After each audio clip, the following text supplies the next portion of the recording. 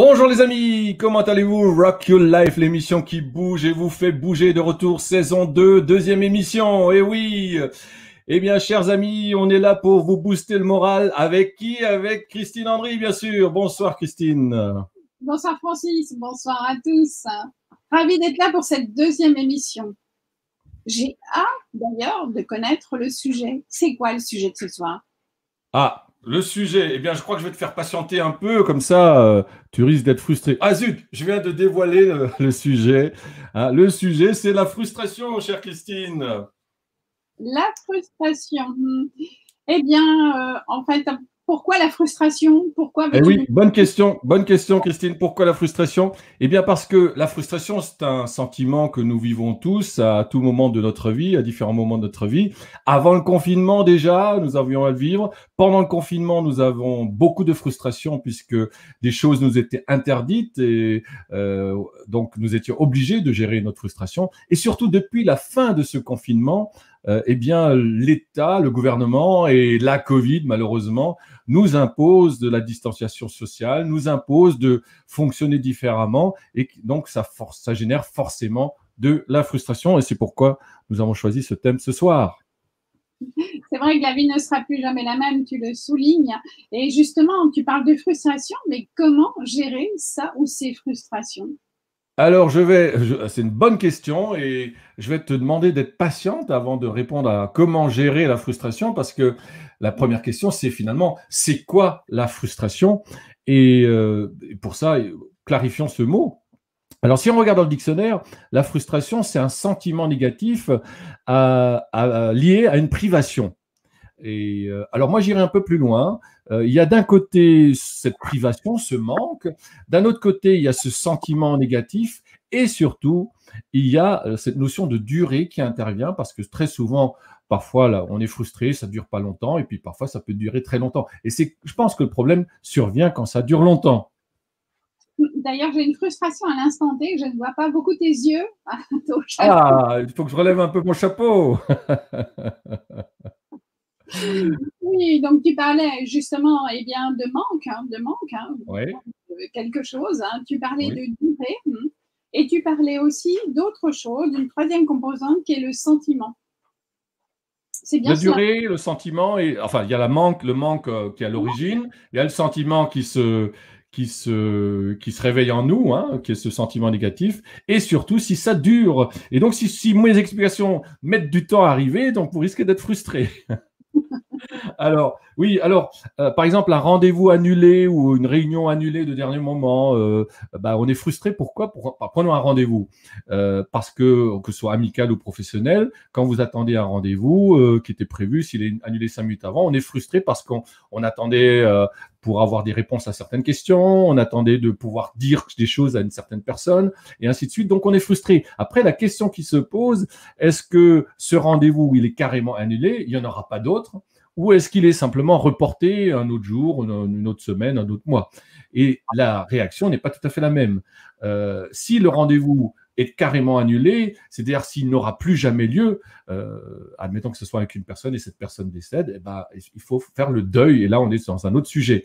Mais très souvent, la frustration, c'est une question de durée, c'est qu'à un moment donné, elle s'arrête. Alors elle s'arrête parce que le besoin est satisfait, ou alors parce que peut-être qu'à un moment donné, on finit par l'oublier.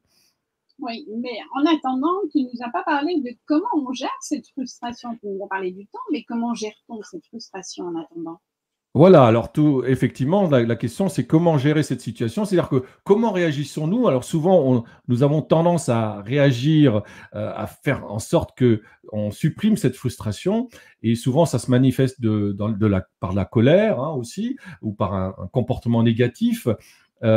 Si on prend le cas des manifestations ou des grèves, bah, c'est souvent il y a une frustration qui est à l'origine, et cette frustration, dans la durée, elle génère de la colère qui se manifeste par une grève ou quoi que ce soit dans ce genre-là. Alors, il y a d'autres manières de réagir. D'autres manières, c'est d'abord de s'occuper positivement pendant cette ce temps d'attente, et comme on occupe son esprit par autre chose, eh bien, on va être moins frustré. Là, une autre manière de réagir aussi, c'est que quand on a une frustration qui est très forte, c'est aussi de se fixer ça comme un challenge, un objectif, mais un challenge, c'est-à-dire vraiment un défi personnel, de dire, OK, je vais résister. Et si on prend un exemple très simple, puisque l'autre jour, je vous ai parlé de ma perte de poids de cet été, et ma difficulté aujourd'hui, c'est de maintenir mon poids. Et comme je suis très sucré, notamment le chocolat, j'ai tendance à vouloir manger du chocolat. Donc, il m'arrive au bout de 2-3 jours de manger, d'avoir une envie de chocolat, et je peux craquer. Ça, c'est le comportement négatif. Et après, je peux m'occuper pour que j'y pense plus. Ou alors, je peux me fixer ça comme challenge. Je dis, OK, je vais résister. Et ça, c'est le plus dur, bien sûr. Et ça m'est arrivé pas plus tard que hier. Et je dis, j'avais plus grand-chose dans mon réfrigérateur ou dans mes placards en termes de sucreries, où j'avais même pas du tout. Et je dis, OK, si je vais au supermarché, acheter, même si je n'ai qu'une tablette de chocolat, eh bien, je risque de reprendre du poids ou peut-être d'avoir du mal à maintenir mon poids. Donc, la question, c'est déjà de se projeter. Alors moi, j'appelle ça une distanciation mentale. C'est un petit joke par rapport à cette distanciation physique dont on nous parle tous les jours. Mais en psychologie, on parle de dissociation, c'est-à-dire on s'observe soi-même comment on fonctionne. Et quand on s'observe soi-même, on peut un peu plus décider. Donc là, tu étais par rapport à des objectifs.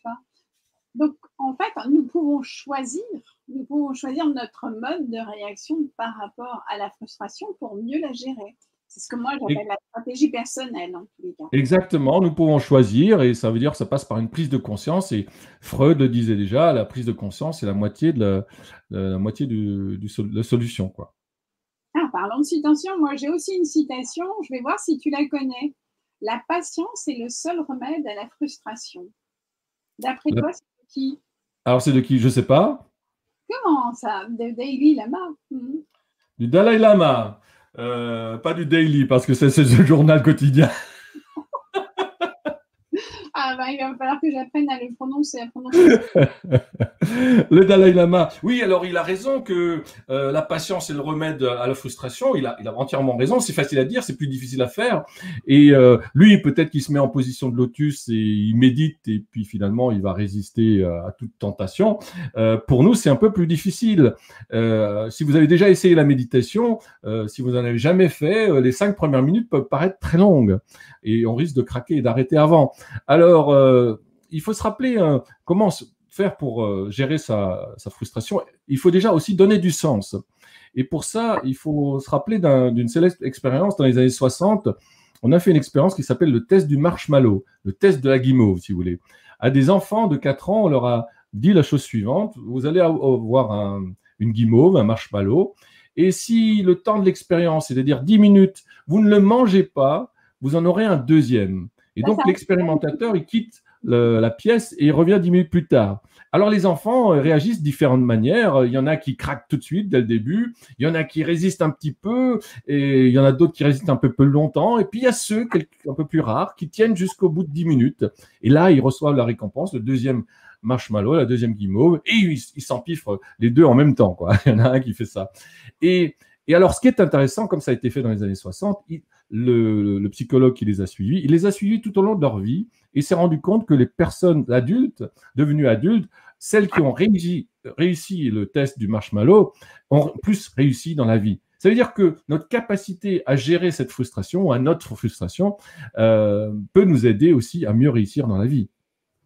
D'accord. Ben, moi, je n'ai pas dû faire ce test du marshmallow. En tous les cas, je ne sais pas gérer cette patience. Mais ce que j'entends, c'est qu'en fait, si nous arrivons à gérer notre patience, nous augmentons notre seuil et par là même, nous avons plus de succès à l'avenir, dans l'avenir. Oui, le succès est lié à notre capacité à gérer notre frustration. Bien sûr, ça dépend des situations. Mais si on prend un homme célèbre du genre Nelson Mandela, il a passé 27 années de sa vie en prison. Eh bien, vous imaginez toutes les frustrations qu'il a dû gérer, hein, de ne pas voir sa famille ou d'être avec eux tous les jours, ses enfants grandir et ainsi de suite. Donc, Nelson Mandela, il s'est donné un sens. Pourquoi il a passé 27 années dans sa vie et il pensait au futur quand il va sortir. Et c'est pour ça, Mandela, il disait la chose suivante, la frustration est un révélateur de ce qui est important. Et c'est vrai, quand il y a le confinement, on vous a sûrement permis de prendre conscience, à toi Christine et à vous qui nous écoutez, de prendre conscience de qu'est-ce qui est important. Ce qui nous manque, c'est souvent quelque chose d'important. Et quand la vie revient normale, c'est peut-être d'en prendre un peu conscience et de prendre un peu plus de temps pour ces choses-là. Tout à fait. C'est une très belle histoire de Nelson Mandela qui me fait aussi penser à une autre citation. La frustration, elle fait bouger le monde. Comme lui a fait bouger le monde d'ailleurs. La frustration, oui, c'est très juste. La frustration fait bouger le monde. Et toute la question, dans quel sens elle fait bouger le monde? Parce que si nous cédons à la frustration, eh bien, elle peut aller dans un sens. Et si nous cédons pas, le monde peut aller dans un autre sens. Mais je vois que tu as envie de parler, Christine. Je crois il me semble que c'est la minute du coach. Alors, laissons parler le coach.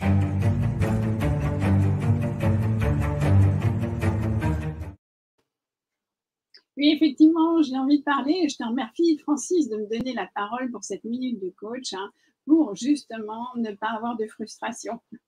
Aujourd'hui, je voudrais vous parler de la poule et du renard.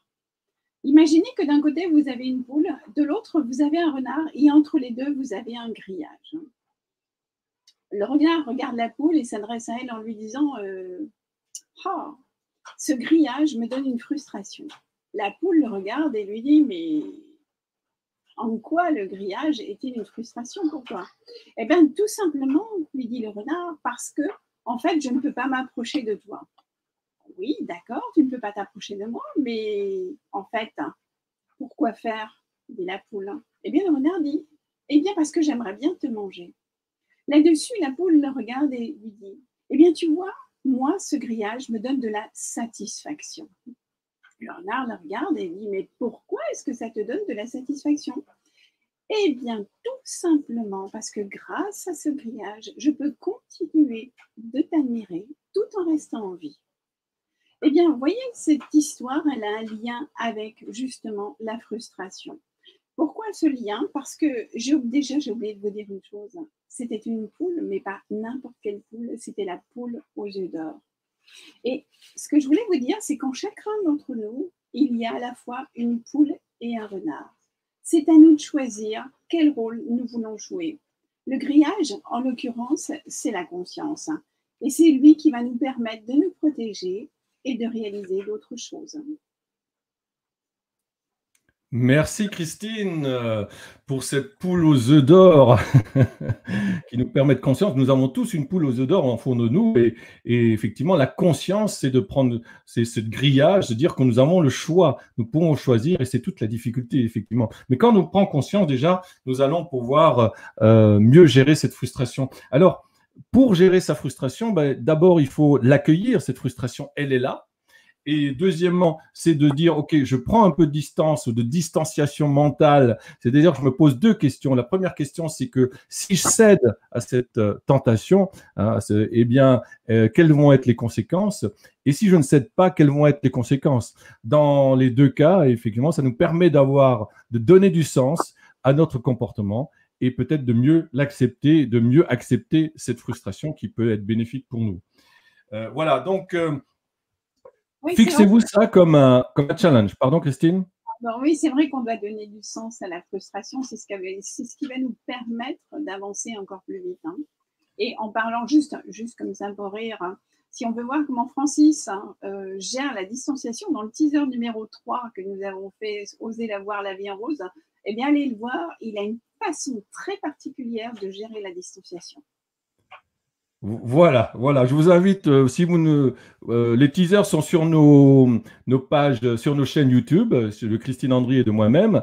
Donc, il suffit d'aller sur nos chaînes. D'ailleurs, tant qu'à faire, abonnez-vous si ce n'est pas encore le cas. Likez, partagez, communiquez autour de vous pour cette émission. Voilà, merci Christine, ce clin d'œil. Eh bien, oui, distanciation. Alors, je voudrais terminer avec une citation encore une citation sur la soirée des citations. C'est une citation de Jacques Prévert qui dit la chose suivante: le bonheur en partant m'a dit qu'il revient. Donc, voilà, la frustration, peut-être que si le bonheur n'est pas là, on est peut-être frustré de ne pas être heureux, mais il va revenir. Alors, nous, on va revenir, mais avant de quitter de vous quitter ce soir. Voyons voir s'il y a des messages. Alors, je vois qu'il n'y a qu'une seule personne qui doit nous écouter, même s'il y en a plusieurs autres qui sont en ligne. Peut-être qu'on n'a pas toutes les remontées, je ne sais pas, mais en tout cas, il y a Michel Cavard qui nous suit. Voilà, alors il y a un texte qui est assez long. Bonsoir et bravo vous deux, et la frustration, je viens de la recevoir avec les conditions très contraignantes pour avoir accrédité presse pour couverture du Vendée Globe. 3 semaines de surveillance avec des points d'interrogation depuis 1980, mon premier Vendée Globe. Du jamais vu, heureusement vous êtes là. Merci beaucoup Michel Cavard. Encore un message de Michel Cavard. Pour la perte de voix, oui, même combat, réaction avec le télétravail, tout à fait. Télétravail, nous avons dû nous adapter. Voilà. Donc, merci beaucoup. Merci au coach. Voilà. Il y a Lili Nena, Barbara. Voilà, bonsoir. Elle est en train de céder à des chocobons. Voilà. Alors, nous n'avons peut-être pas la remontée de tous les messages parce qu'il me semblait tout à l'heure il y avait un problème sur Facebook, du moins. Alors, peut-être qu'il y a d'autres messages, mais je ne les vois pas. Donc, je suis désolé pour l'instant si vous êtes sur mon profil. Hein, si vous êtes sur mon profil, tout à l'heure, il me semblait qu'il y avait une difficulté de connexion. Mais si vous êtes sur la page Rock Your Life, là, vous pouvez effectivement faire remonter les informations. Eh bien, chers amis, Christine, oui? Le bonheur, il revient quand? Ah, bah oui, il revient quand? Eh bien, il revient vendredi, le 9 octobre. À quelle heure, bien sûr? À 17h37. Voilà. Et puis, quel sera le sujet, Christine? Eh bien, c'est le sens des signes. Le sens des signes, oui. Alors, on va voir dans quel sens on va observer ça. Ben, on verra ça. Je bafouille du coup. Eh bien, chers amis, prenez soin de vous. On se retrouve vendredi, donc dans 2 jours, dans 48 heures. Très bonne soirée à vous. On vous embrasse. À bientôt. À bientôt. Et en attendant, faites-nous des signes. Voilà, c'est ça. Taguez, envoyez-nous des messages sur des sujets éventuellement que vous voudriez que nous traiterions. À très bientôt. On vous embrasse. Au revoir.